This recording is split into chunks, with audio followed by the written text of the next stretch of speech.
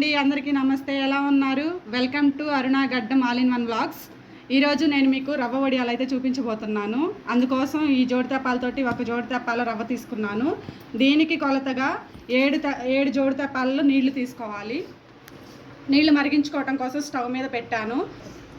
మనం మనం ఏ కప్పుతో అయితే తీసుకుంటామో అదే కప్పుతో 7 కప్పులు నీళ్లు తీసుకోవాలి. అందుకోసం వాటర్ పొయ్యి మీద పెట్టుకున్న తర్వాత మనం కొంత రాళ్ళ ఉప్పు ఉంటుంది కదా, కళ్ళు ఉప్పు అంటారండి దీన్ని, అది కొంచెం యాడ్ చేసుకోవాలి. మనం ఉప్పు వేసుకునేటప్పుడు కొంచెం తక్కువగానే ఉండేలా చూసుకోవాలండి, లేదంటే వడియాలకి ఉప్పు ఎక్కువైపోతుంది. పచ్చిగా ఉన్నప్పటికంటే వేయించిన తర్వాత ఇంకా ఎక్కువ అనిపిస్తుంది, కాబట్టి కొంత తక్కువగానే వేసుకుంటే మంచిది. అలాగే ఇది అల్లం పచ్చిమిర్చి కలిపిన పేస్ట్, అది కొంచెం యాడ్ చేసుకుందాము. అలాగే కొంచెం జీలకర్ర కూర కొంచెం యాడ్ చేసుకుందాము.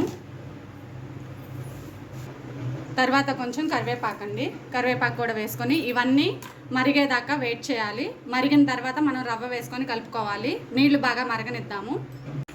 చూసారు కదండి, వాటర్ అయితే మరుగుతున్నాయి. ఇప్పుడు మనం రవ్వ యాడ్ చేసుకుందాము. ఈ స్టేజ్లో ఉండగానే కొంచెం ఉప్పు చెక్ చేసుకోండి. మళ్ళీ చెప్తున్నాను, వడియాలకు ఉప్పు తక్కువగానే ఉండేలా చూసుకోండి. ఇప్పుడు మనం రవ్వ అయితే యాడ్ చేద్దాము. రవ్వ పోస్తూ ఇలా కలుపుతూ ఉండాలండి, లేదంటే ఉండలు కడుతుంది.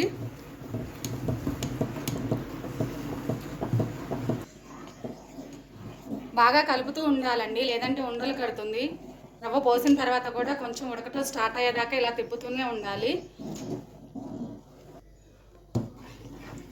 కరివేపాకు అనేది మా ఇంట్లో అందరూ బాగానే తింటాం, అందుకని చెప్పి నేను ఆకులు డైరెక్ట్గా వేసేసాను. మీ ఇంట్లో కనుక మీ పిల్లలు తిననట్లయితే కట్ చేసుకొని చిన్న పీసులుగా అయినా వేసుకోవచ్చు.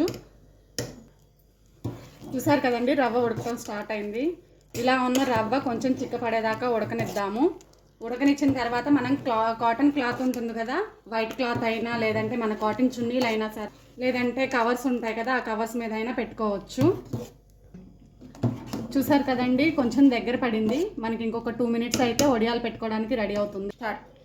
మన రవ్వ అయితే ఉడికిపోయిందండి. ఇప్పుడు వడియాలు పెట్టుకోవడానికి ఈ కన్సిస్టెన్సీ సరిగ్గా ఉంది.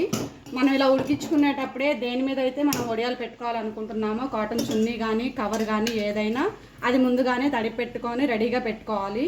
ఇప్పుడు మనకి రెడీ అయింది కాబట్టి దింపుకొని వడియాలు పెట్టుకుందాము.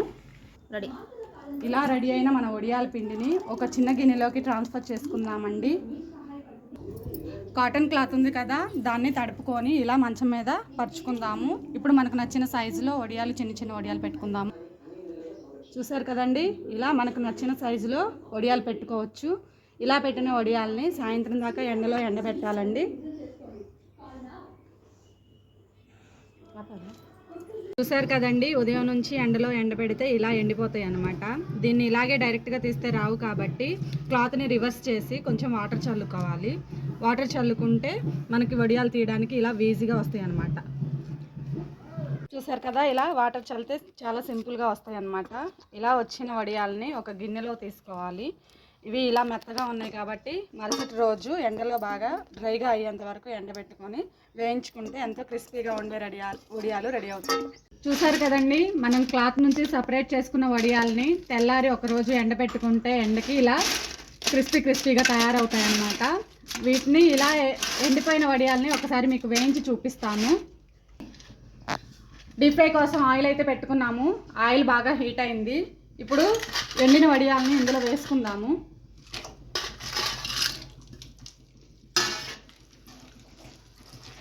చూసారు కదా, ఆయిల్లో వేయగానే ఇలా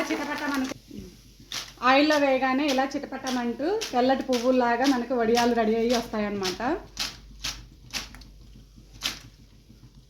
చూసారు కదా, మనకి ఎంతో రుచికరమైన క్రిస్పీగా ఉండే టేస్టీగా ఉండే వడియాలు రెడీ అయిపోయాయండి. మనకి మార్కెట్లో దొరికే వడియాల కంటే కూడా ఇంట్లో ప్రిపేర్ చేసుకునే వడియాలు చాలా టేస్టీగా ఉంటాయి అన్నమాట. ఇదే కొలతలతో మీరు కూడా ట్రై చేసి ఎలా ఉన్నాయో కామెంట్ చేయండి, లైక్ చేయండి, షేర్ చేయండి, సబ్స్క్రైబ్ చేయండి. Thanks for watching.